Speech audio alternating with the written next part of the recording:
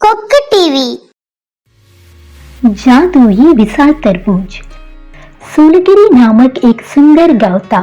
सुंदर अपने बगीचे में फल और लताओं को खेती करता था। कमला, अभी गर्मी है। हमारे बगीचे में तरबूज के बहुत सारे फल हैं। हम उन्हें बेचने के लिए तोड़ सकते हैं। सुंदर, कमला दोनों बगीचे में गए। देखिए, तरबूज के ये फल कितने छोटे होते हैं। हाँ, इन्हें कोई नहीं खरीदेगा। हमारी सारी मेहनत बर्बाद हो गई है। सुंदर और कमला दोनों उदास होकर तरबूज के कुछ फल लेकर घर लौट आए। घर के रास्ते में उन्होंने एक बूढ़े व्यक्ति को देखा। भाई, खाने के लिए कुछ दे दो। सर, आपको देने के लिए खाना नहीं है। जो भी फल हाथ में है उसे दे दो। महोदय, एक फल बहुत छोटा होता है, स्वाद और रस अच्छा नहीं है, इसलिए इन्हें बेच नहीं जा सकता। हम इसे भेड़ और गायों को देने के लिए लेते हैं। भाई, आप दोनों देख रहे हैं इस साल खेती में ज्यादा घाटा हो रहा है। जी श्रीमान, पता नहीं क्या करना है। मुझे अपने पास एक तरबूज दे दो। ले लो सर।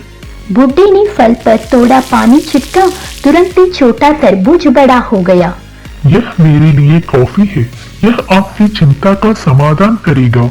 मैं तुम्हें यह जादुई पानी देता हूँ। उन्हें तरबूज के बेल के नीचे डालो। ठीक है सर, हम भी ऐसा ही करेंगे। सुंदर और कमला दोनों ने बुड्ढे द्वारा दिए गए जादुई पानी को बेल में डाल दिया। अगले दिन सुंदर और कमला बगीचे में गए। वो ये देखकर चकित रह गए कि बगीचे में एक बड़ा तरबूज का फल था। फल को तेल में बिक्री के लिए लाया गया था। क्या सुंदर, मैंने इतना बड़ा फल पहले कभी नहीं देखा। हमारे शहर में इस फल को खरीदने वाला कोई नहीं है। आप क्या करने वाले हो? हाँ, जूस लेकर बिक्री कर सकते हैं। सुंदर ने फल में एक नल लगी दी। उसने जूस लिया और उसे बेच दिया। यह अच्छी तरह से व्यापार हो गया क्योंकि यह अभिनव और स्वादिष्ट था। इस कहानी से हम जो सीखते हैं, हम उन लोगों की मदद करने की जरूरत है जो भूख है। ऐसा करने की आपकी चिंता दूर हो जाएगी। ईमानदार ऑटो वाला। वसंतपुरी नामक एक छोटा सा गांव है। वहां से अन्य शहरों के लिए कोई बसें नहीं हैं। राजा वसंतपुरी ऑटो चला रहा था। आपका स्वागत है भाई। अलगापुरी जाना है। अलगापुरी जाने के लिए 100 रुपए लगते हैं। 100 रुपए संभव नहीं है, मैं 80 रुपए दूंगा। पेट्रोल की कीमतें बहुत अधिक हैं। 80 रुपए में मैं ऑटो नहीं चला सकता। ठीक है, मैं 100 रुपए दूंगा।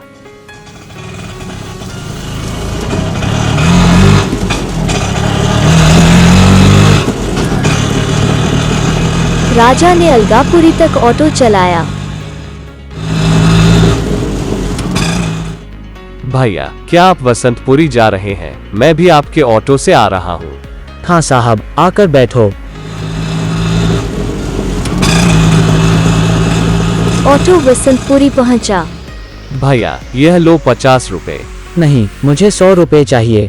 भैया, आप लोगों से अपने गांव में वापसी के लिए 100 रुपए भी वसूल रहे हैं। ये लो 100 रुपए। राजा केवल उस गांव में ऑटो चलाता है, इसलिए वो गांव के लोगों से किराया शुल्क बढ़ाता है। रानी ने यह सुना। महिलाएं शहर में ऑटो चलाती हैं। मैं इस गांव के लोगों को कम किराए के रूप में ऑटो द्वारा भी मदद कर सकता हूँ। रानी ने ऐसा सोचा और शहर जाकर एक ऑटो खरीदा।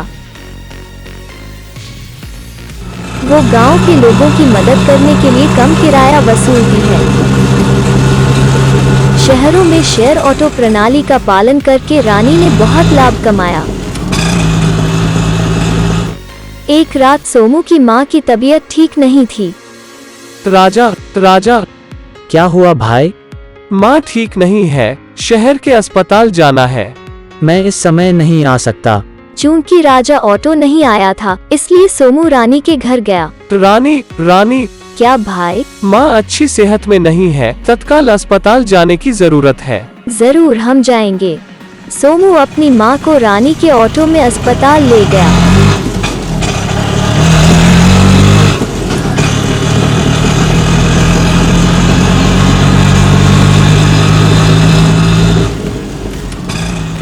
कुछ दिनों में सोमू की माँ बरामद हुई और घर लौट आई। रानी, आप मुझे बिना सोचे समझे अस्पताल भी ले गए। रात का समय था। बहुत बहुत धन्यवाद। आपातकाल में मेरी मदद करना मेरा कर्तव्य है। इस कहानी से हम जो सीखते हैं वो यह है कि हमें अपना कर्तव्य बिना आय की उम्मीद के करना चाहिए, चाहे हम कोई भी पेशा करें। पानी में चलने वाली मोटर बाइक।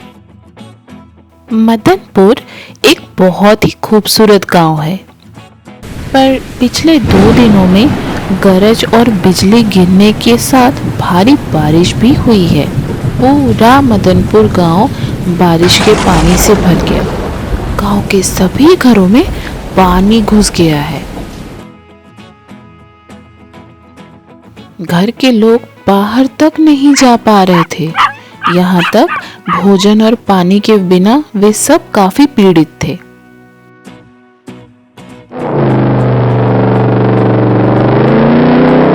तब सुरेश ने देखा बारिश की बाढ़ से यहाँ के तमाम लोग जूझ रहे हैं। मुझे उनकी मदद करनी चाहिए। ऐसा सोचकर सुरेश ने अपनी मोटर बाइक को पानी के ऊपर जाने के लिए डिजाइन किया। मोटर बाइक की नाव पानी में चल पड़ी। वो पानी पर मोटर बाइक की नाव चलाता और फिर घर घर जाके लोगों को पानी और खाने पीने का सामान देता। उसने पानी में फंसी भेड़, गाय, कुत्ते, मुर्गी, इन सब को भी वहां से निकाला और नाव पर लाद दिया। फिर उन्हें वो पहाड़ी इलाकों में ले गया। भैया, आपने बारिश की बाढ़ में फंसे लोगों को बचा लिया। आपने उन्हें वो मदद भी दी जिसकी उन्हें जरूरत थी। बहुत बहुत धन्यवाद। आप कौन हैं? महोदय, कुछ दिनों तक तो मैं चोर था, मुझे उसके लिए क्षमा करें।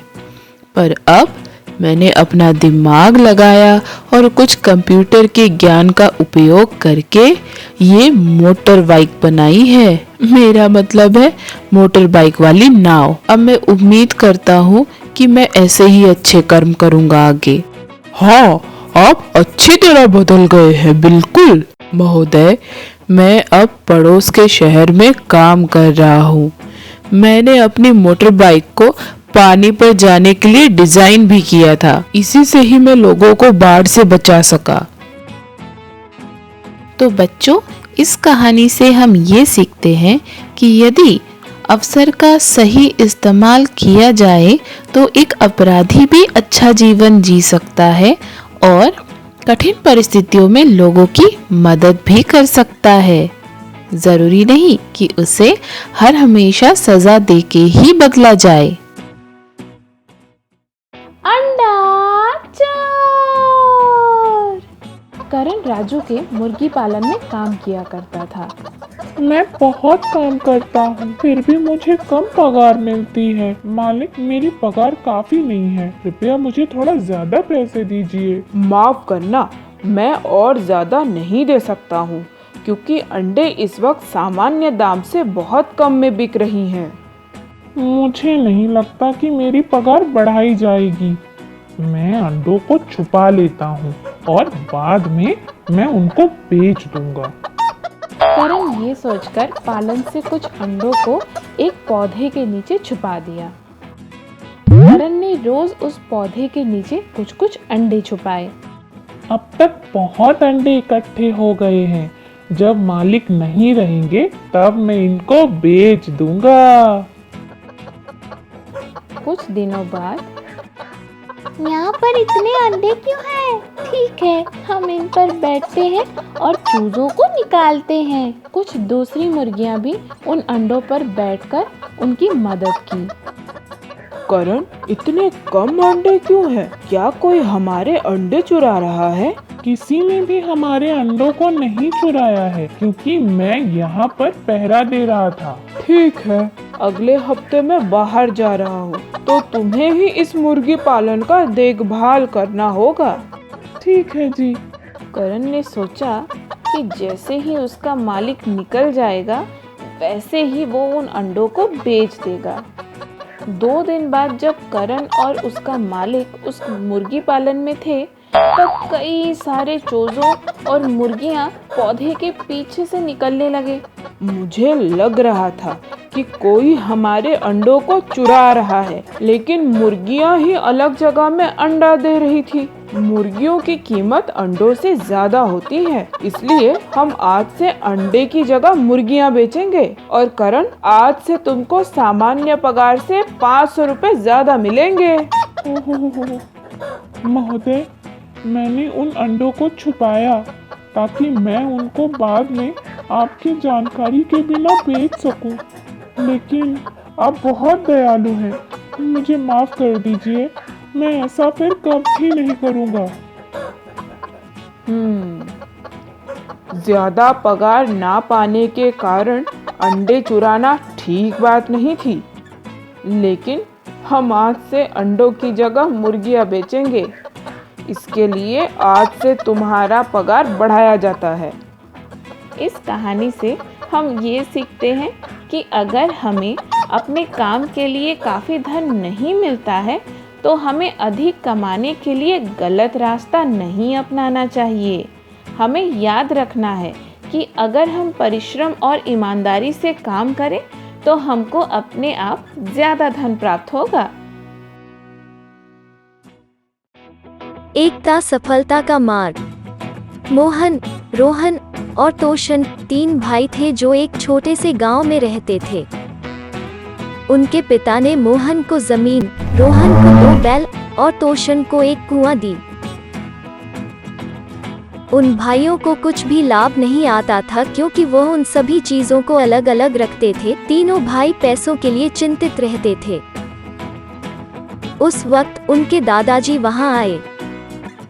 तुम तीनों दुखी क्यों दिख रहे हो? दादाजी, मेरे पास सिर्फ जमीन है और मेरे पास सिर्फ एक कुआं है। मेरे पास सिर्फ 2 बैल हैं। अगर जमीन, बैल और कुआं अलग अलग रहे तो कोई फायदा नहीं। तो क्यों ना तुम तीनों एकता से काम करना शुरू कर दो। इससे अच्छी फसल होगी और तुम्हारा मुनाफा होगा। फिर जितना भी मुनाफा होगा उनको तीनों में बांट लेना। ठीक है दादाजी, हम सब एकता से काम करेंगे। रोहन ने अपने बैल और हल के साथ मोहन की जमीन जुताई। फिर मोहन ने पौधे लगाए। तोशन ने अपने कुएं से उन पौधों को सींची। कुछ दिन के बाद वो फसल कटाई के लिए तैयार हो गए। उन तीनों ने अपने धान की बोरी को व्यापारी के पास अच्छी कीमत में बेची। फिर तीनों भाइयों में समान धन बट गई। फिर वह सब एक साथ बहुत खुशी से रहने लगे। हम इस कहानी से यह सीखते हैं कि अगर कोई काम एकता से किया जाए तो सफलता निश्चित है।